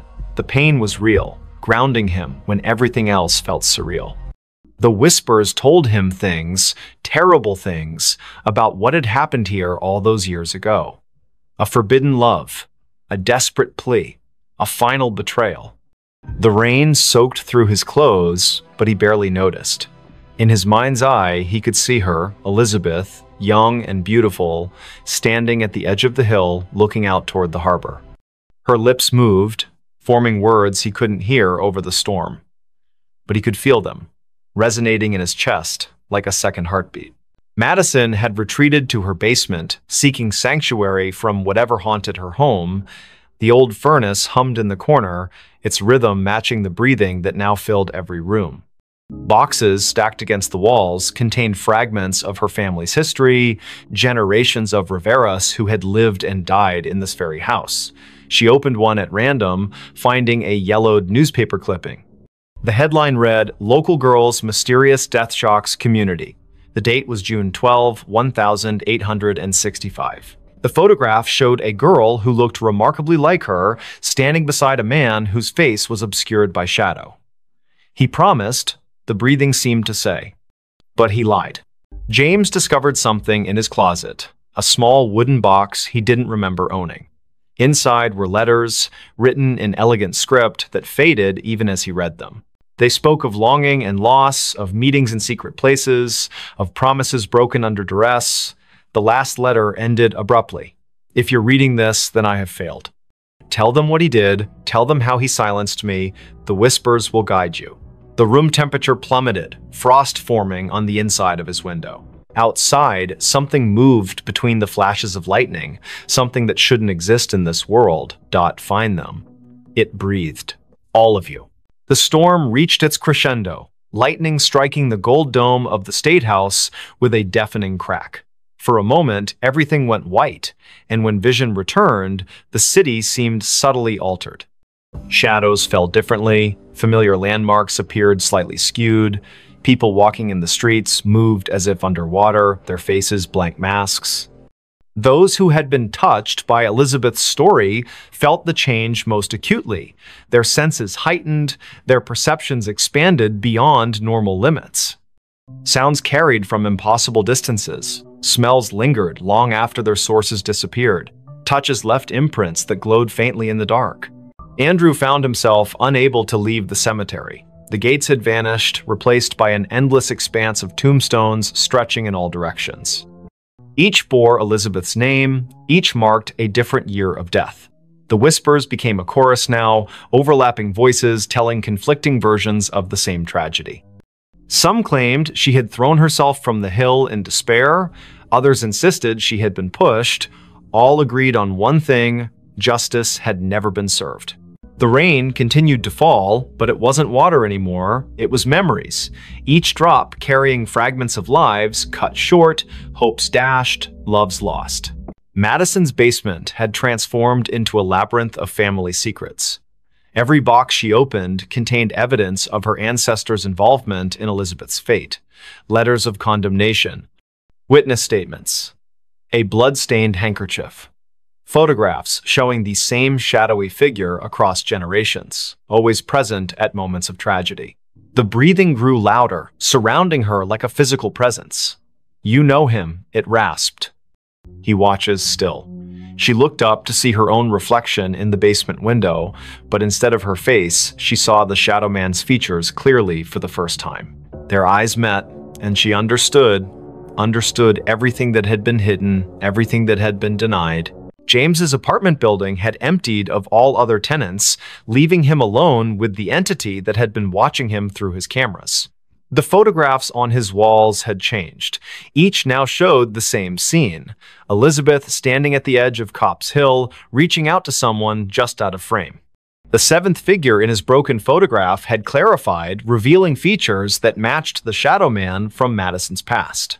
The wooden box had multiplied, filling his living room with identical copies, each containing variations of the same tragic story. "We are witnesses," the voice whispered directly into his mind, "and we are judged." As the supernatural storm raged, drawing energy from centuries of buried guilt and unresolved grief, the three found themselves converging at number 17 Pinckney Street. The house that had seemed merely old and empty now pulsed with malevolent life. Its windows reflected scenes from the past. Elizabeth's final moments played out endlessly, each iteration slightly different, each ending the same. The front door stood open, inviting them inside to witness the truth. The interior defied physics. Rooms stretched impossibly far, staircases led to nowhere, doors opened onto other dimensions. In the center of it all stood the Shadow Man, finally revealed in full. His face was a composite of every person who had ever turned a blind eye to injustice, every authority figure who had dismissed Elizabeth's pleas for help. "It's time," he said. his voice a chorus of thousands. Time to break the cycle. The house shook violently as reality struggled to contain the weight of so many unresolved wrongs. Andrew, Madison, and James realized simultaneously that they had been chosen not as victims, but as instruments of resolution. Each carried a piece of Elizabeth's story within them. Andrew through his ancestral connection to the hill, Madison through her family's complicity in the cover-up, James through his ability to capture truth in images. Together, they formed a conduit through which Elizabeth's voice could finally be heard, her story told in full, her justice served. The Shadow Man began to dissolve, his form unraveling like smoke caught in a strong wind. "Too late," he whispered, fragments of his essence dispersing into the ether. The truth cannot be contained. The house around them started to collapse, folding in on itself as centuries of lies unraveled. Through the destruction, Elizabeth emerged, not as a ghost, but as a manifestation of collective memory given form. Her eyes held all the sorrow of her age, yet also a spark of hope newly kindled. The storm broke as suddenly as it had begun, leaving behind an eerie calm. Number 17 Pinckney Street stood intact once more, its windows dark, and its for sale sign swaying gently in the evening breeze. Andrew, Madison, and James found themselves standing on the sidewalk, drenched and disoriented but whole. The whispers had ceased, replaced by the natural sounds of a city recovering from a summer storm. Lightning flashed one last time, illuminating the hilltop where Elizabeth had stood so long ago. For a brief moment, they thought they saw her silhouette against the darkening sky, her hand raised in farewell.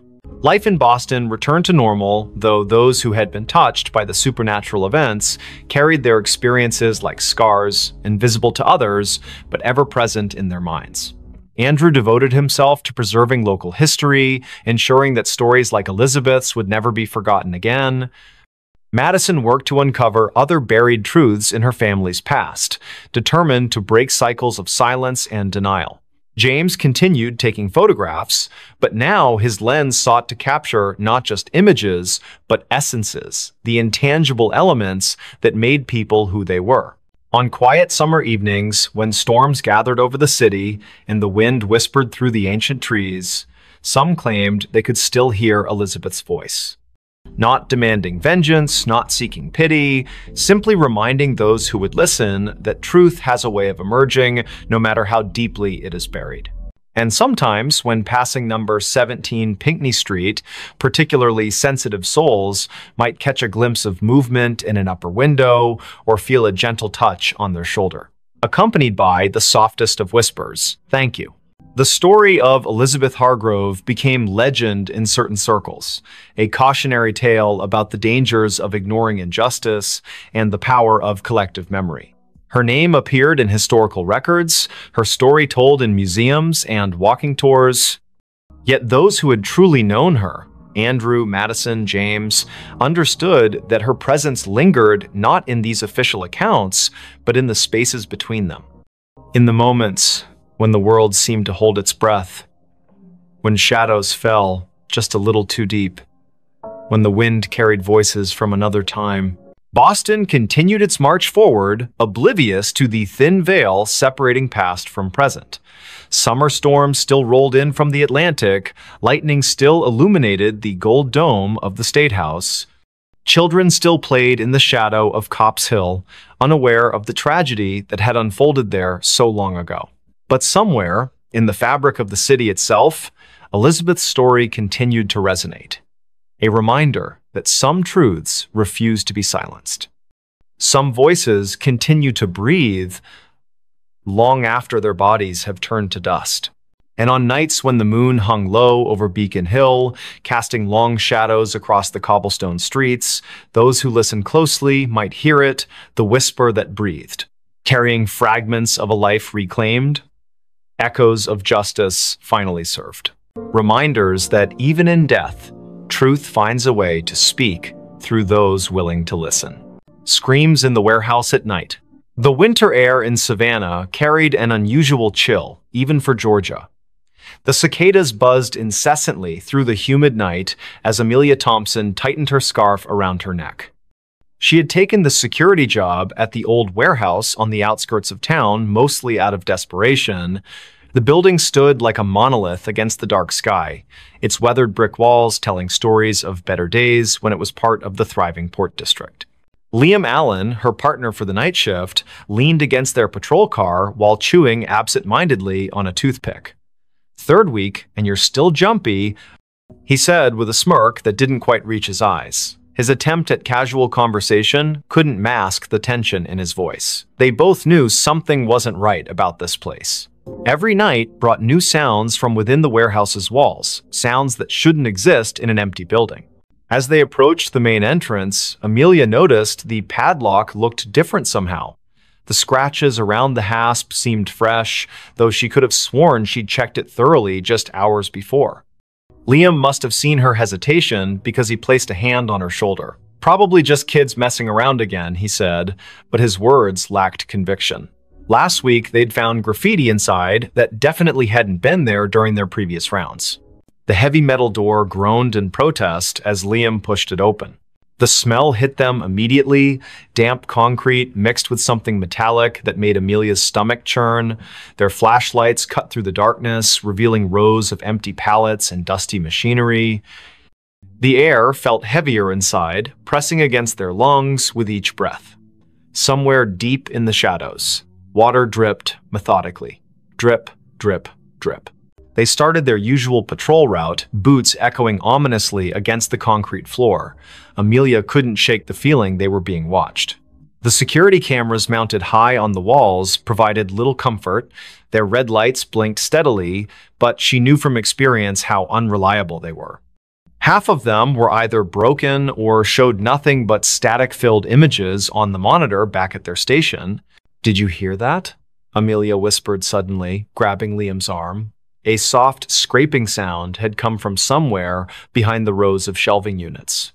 It sounded like metal dragging across concrete. Slow, deliberate. Liam raised his flashlight, the beam trembling slightly despite his best efforts to keep it steady. "Probably just rats," he muttered, though neither of them believed it.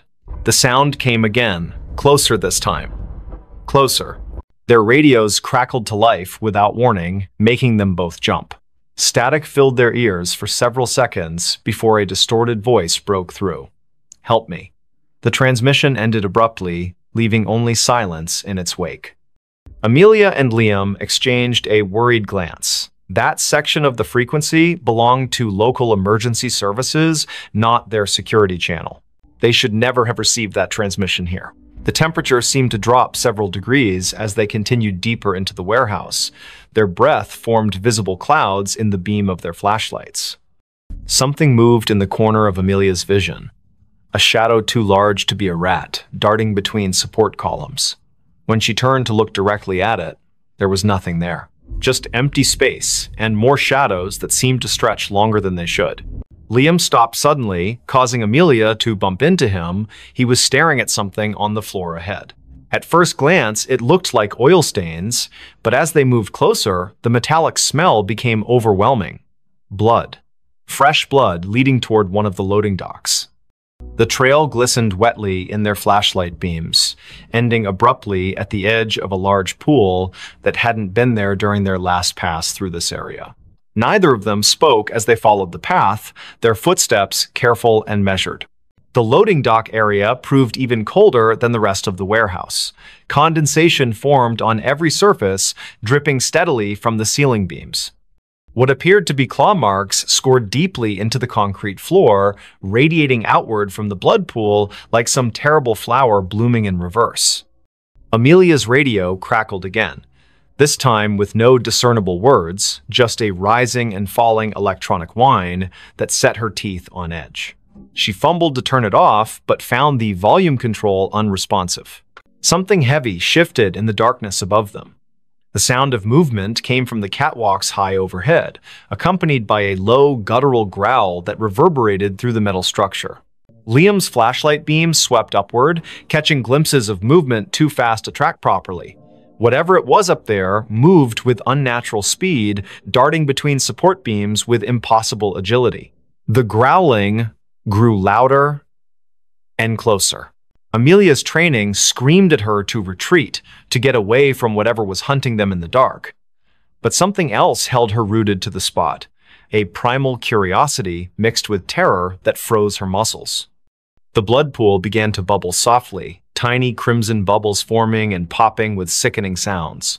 From the corner of her eye, she saw shapes moving in the darkness beyond the loading dock doors. Too many shapes to count. The attack came without warning. One moment they were scanning the catwalks, and the next, Liam was gone. His flashlight clattered to the ground, rolling away into the shadows. Amelia heard his muffled scream cut short as something massive dragged him upward into the darkness. Her own scream caught in her throat as she backed away, tripping over her own feet in her haste to escape. The thing on the catwalk let out a triumphant roar that shook dust from the ceiling. She scrambled backward, her flashlight beam dancing wildly across the warehouse floor. More figures emerged from the shadows now, surrounding her. They moved with jerky, unnatural motions, their forms humanoid but wrong somehow, too tall, too thin, their limbs bending at impossible angles. The largest figure, presumably what had taken Liam, dropped down from the catwalk with a deafening crash. Its eyes glowed faintly in the darkness, fixing on her with predatory intelligence. The cicadas outside had grown louder, their buzzing almost deafening now. Amelia realized with growing horror that their pattern matched the rhythm of the creature's movements. Each step it took toward her synchronized perfectly with the insect's chorus. The other figures began to circle her, closing in from all sides. Their breathing sounded wet and labored, like liquid being forced through cloth. She pressed herself against a stack of pallets, searching desperately for an escape route. A sudden noise from the office area caught everyone's attention, the distinctive sound of someone trying to force open a window. The creatures hesitated, their heads snapping toward the disturbance with unsettling speed. Amelia seized her chance, diving between two of the smaller figures and sprinting toward the main entrance.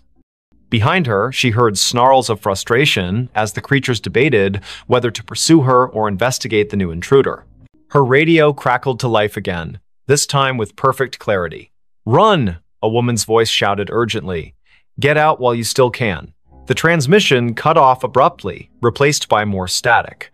Amelia didn't question it. She poured everything she had left into reaching the exit. As she burst through the heavy metal door, the cold night air hit her like a slap. The cicadas fell silent all at once, creating an eerie void where their buzzing had been moments before. Standing by their patrol car was a young woman, probably in her early 20s, dressed in tattered clothes and bleeding from multiple wounds. Her eyes widened when she saw Amelia emerge from the warehouse. "You shouldn't be here," she whispered hoarsely. "None of us should be here." Before Amelia could respond, the girl collapsed to her knees, pointing weakly back toward the building. "They're coming." True to her warning, the warehouse doors slammed shut with enough force to rattle the entire structure. The windows on the upper floors began to glow with an unnatural light, pulsing in time with the now returning cicada chorus. Shadows moved behind the glass in ways that defied physics, stretching and contorting until they seemed to press against the very fabric of reality. Amelia helped the mysterious girl to her feet, noticing for the first time these strange symbols carved into her arms. "We need to move," the girl insisted, pulling Amelia toward the car. "They'll be spreading soon. They always do after a feeding." Her words sent chills down Amelia's spine, not least because she realized dawn was still hours away. The temperature continued to drop, frost forming on nearby surfaces despite the humid air. The warehouse seemed to pulse with malevolent energy, its walls expanding and contracting like living tissue. As they reached the patrol car, Amelia risked one last look back. Dozens of glowing eyes stared out from the warehouse windows, watching them with obvious hunger. Something massive moved behind the glass, its silhouette too large to be contained within the building's walls. The girl shoved her into the passenger seat, taking the wheel herself with surprising strength. "Don't look back," she warned as she started the engine. "Whatever you do, don't look back until we're out of Savannah." The drive through the city streets felt surreal. Streetlights flickered erratically as they passed, and the few people still out at this hour seemed to be walking in slow motion, their faces blank and expressionless. The girl Spiel, who introduced herself only as Rachel, kept checking the rearview mirror obsessively, muttering about spread patterns and infestation zones. Amelia wanted to ask questions, but found herself unable to form coherent thoughts, let alone words. They reached the city limits just as the first hints of dawn began to lighten the horizon. Rachel visibly relaxed, though she maintained their speed well above the legal limit. "You got lucky tonight," she said finally. "Most people don't make it out of there alive, especially not after hearing the screams." Amelia opened her mouth to ask what she meant, but Rachel cut her off. "Don't worry about it now. Just know that you've been marked. They'll be watching for you, watching and waiting." The cicadas began their morning song as they left Savannah behind, their buzzing gradually fading into silence. Amelia stared at her reflection in the side window, barely recognizing herself. Her face was pale and drawn, her eyes haunted by things she couldn't yet comprehend. In the distance, church bells began to ring, their tones carrying an unexpected sense of finality. Rachel gripped the steering wheel tighter, her knuckles white against the gathering daylight. Somewhere behind them, in the heart of Savannah's industrial district, the warehouse stood silent and still. Its walls bore fresh scratches and scorch marks that hadn't been there the night before. Inside, pools of blood slowly dried on the concrete floors, already beginning to attract flies. The security cameras remained offline, their lenses cracked and blackened. High above, on the catwalks, something waited patiently for nightfall. Something that remembered the taste of fear. Don't just watch in the dark, click subscribe, like, and join now. Before we begin, tell me, where are you listening from and what time is it there? The secret without a name. The cold was biting, and the silence of Anchorage's streets at 2 a.m. felt unnatural. Amelia Mitchell pulled her coat tighter around herself as she hurried down a dimly lit sidewalk. The snow crunched under her boots, each step echoing in the stillness like an unwelcome intrusion. She shouldn't have been out here this late, but something about the call from Sophia Miller had made her stomach churn, a desperate voice pleading for help before the line went dead. Amelia's breath came out in visible puffs, quickening with every second that passed. Her gloved hands tightened around the strap of her bag as she turned onto Sophia's street. It was eerily empty. The kind of emptiness that didn't feel right even for a place buried deep in winter.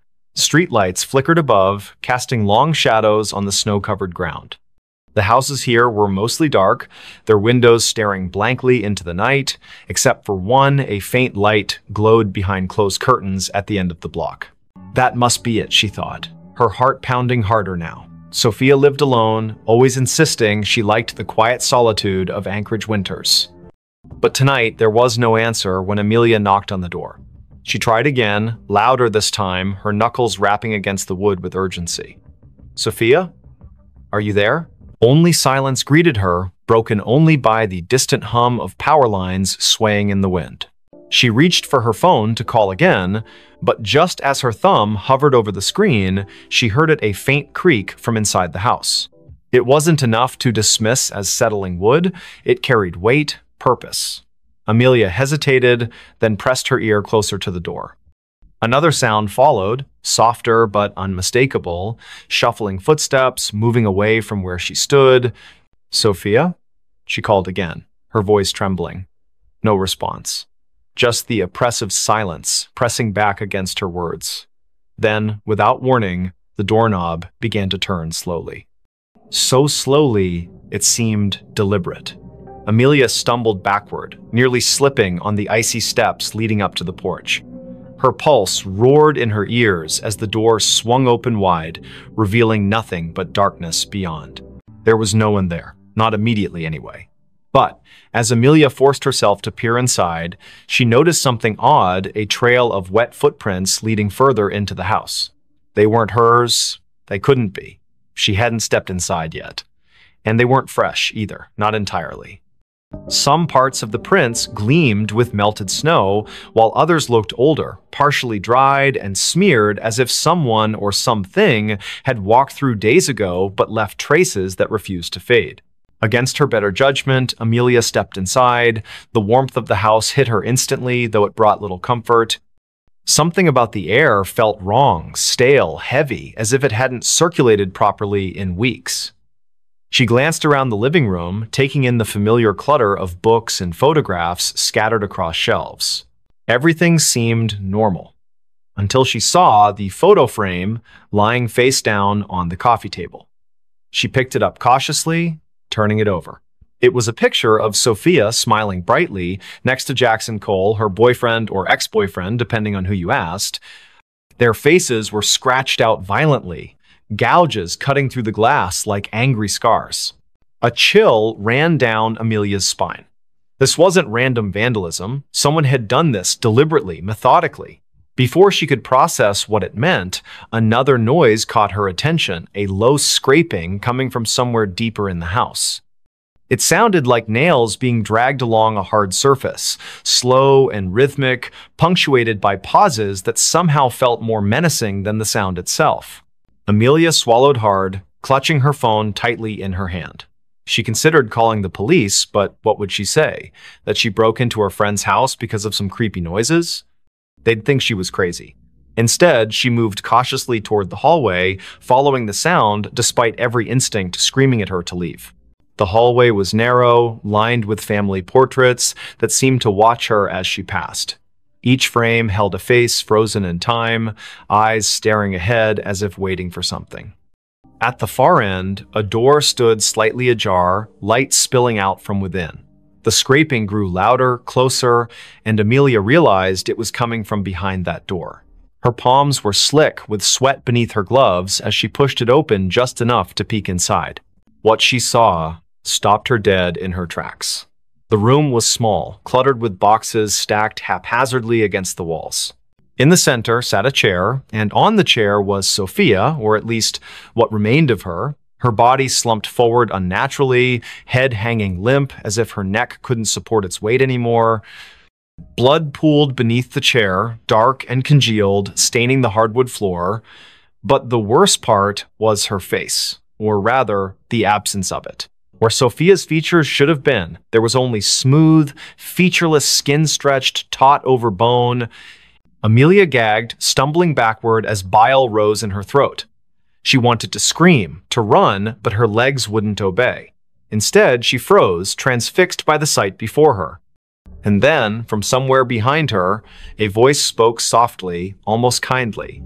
"You shouldn't have come." She spun around, heart hammering wildly, but there was no one there. The hallway was empty, the portraits still staring silently ahead. Yet the voice lingered in her mind, repeating the same phrase over and over. "You shouldn't have come. You shouldn't have come." Amelia backed away, tripping over her own feet as she tried to retrace her steps toward the front door. But the layout of the house seemed different now, distorted somehow. Doors that hadn't been there before appeared in the walls, leading to rooms she didn't recognize. Shadows shifted unnaturally, twisting into shapes that defied logic. She could hear whispers now, too, overlapping voices murmuring in tones too low to understand. Panic set in fully as she realized she was trapped. Every step she took led her deeper into the labyrinthine nightmare of Sophia's home. The air grew colder with each passing moment, frost creeping up the walls and forming intricate patterns on the ceiling. And always, always, the whispers followed her, growing louder and more insistent. Finally, she found herself in a room she didn't remember entering. It was larger than any other space in the house, impossibly so, with walls made entirely of mirrors. Each reflection showed a version of herself, but none of them matched the person standing in the center of the room. Some looked older, gaunt, and hollow-eyed. Others appeared younger, innocent, and terrified. One reflection wasn't even human. It was a twisted, monstrous figure with elongated limbs and a mouth full of jagged teeth. Before she could react, the reflections began to move independently, stepping out of the mirrors and surrounding her. Their movements were jerky, unnatural, and they all spoke in unison, their voices blending into a single cacophony. "You know the secret," they hissed. "You've always known." Amelia shook her head frantically, tears streaming down her face. "I don't know anything," she screamed. But the figures only drew closer, their cold breath brushing against her skin. One of them reached out, its fingers brushing her cheek, and suddenly memories flooded her mind, memories that weren't hers. Images of Sophia, of Jackson, of secrets whispered in the dark, of a nameless thing lurking just beyond the edge of perception, waiting patiently for someone foolish enough to stumble upon it. And then everything went black. When Amelia woke, she was outside again, lying in the snow.